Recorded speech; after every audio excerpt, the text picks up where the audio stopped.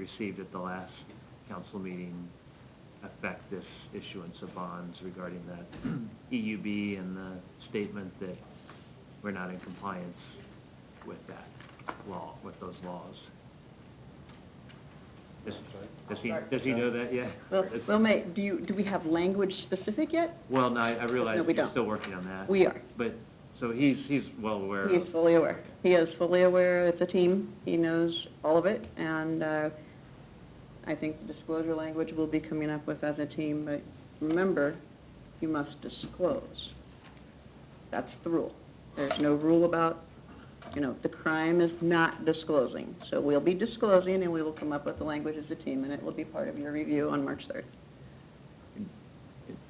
Do you have an opinion on what that will do to interest rates and bond prices? It really, Councilmember, it really depends on what type of corrective action you choose or choose not to take. And I think that's one of the things that we're waiting to see so we can accurately describe it in the offering. Yeah, Mayor and Council, we don't have anything scheduled for the third meeting in terms of corrective action before we disclose our noncompliance. Okay, and I should clarify. I think at this juncture, we don't think it will have a material impact on the bids you receive or the rates you receive, but the longer, I should have been more clear, the longer it remains unresolved, I think the more questions there will be. So we think we can disclose and move forward with this bond issue, but I think we're looking to not have to revisit this with subsequent bond issues. So the fall issue is one that we would potentially want to target to have this resolved by.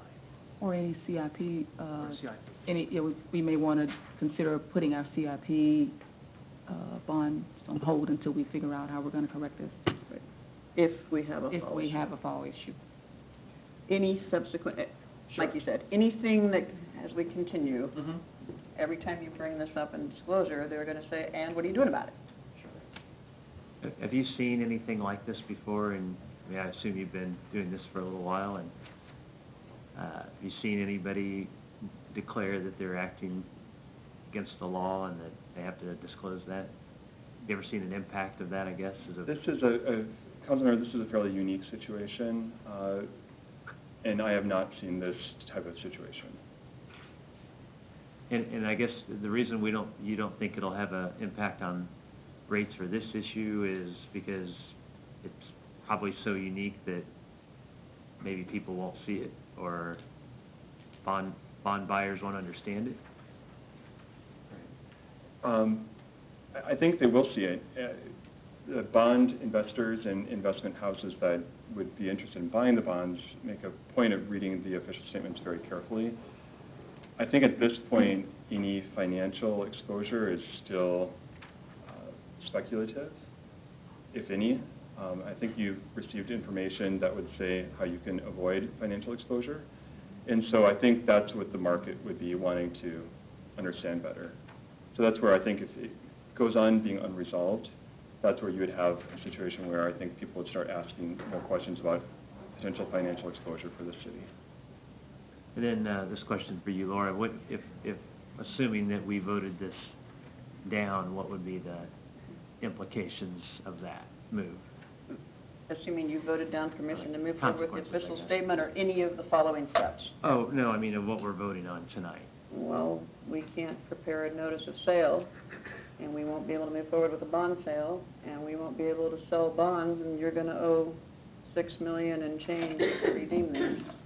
The temporary notes are maturing, so the loan's coming due. Yeah.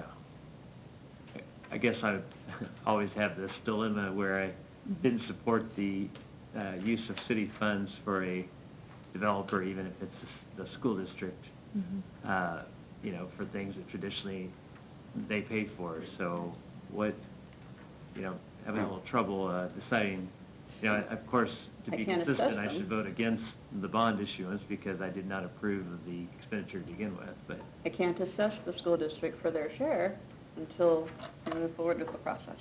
It's all a statutorily driven process, so I can't even get the school's money back until we move forward with the process. And the decision that you make on your vote this evening is your own, so. Sure. Um, But again, I guess, we're on the hook for the costs, and if necessary, then the taxes go up to pay. The governing, well, I mean, Well, either. it's due now. Yeah, okay. It will be, So we'll pay down, we'll use reserves. we'll use whatever we have, which I'm not sure where we're gonna come up with that. I'll get a good And- printer, I guess. And that's if we're not moving forward, and, Right. and at this point, Councilman, I think you're speculating, and, Well, I if you. have no doubt that it'll pass, but Yeah. Well, the- I think all the issues, and people need to be reminded of what they agreed to, you know, a couple of years ago, so. Well, and the governing body as a unit voted to do temporary notes. So we're on the hook for temporary notes. Yes. Absolutely. Anyone else? We have a resolution number? 1902.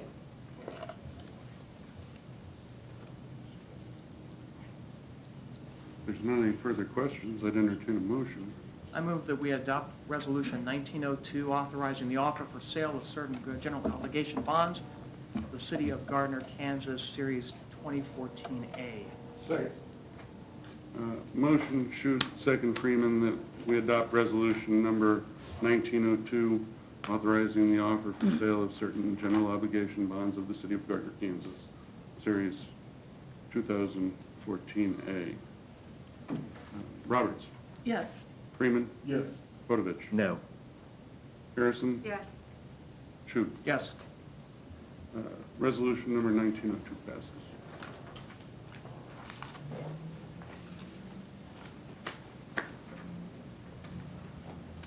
New business item number 4, consider approval of a revised social media policy.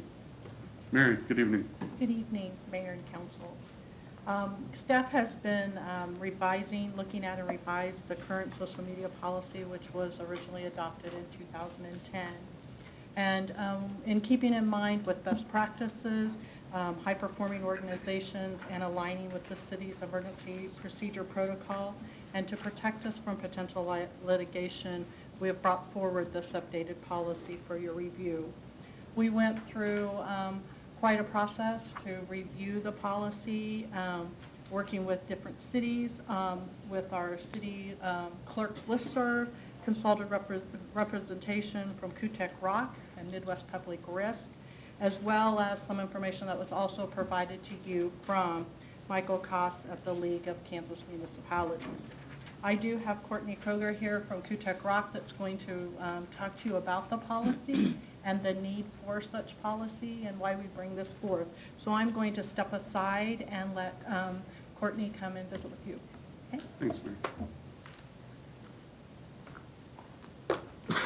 Mayor, council members, thank you for allowing me to be here this evening.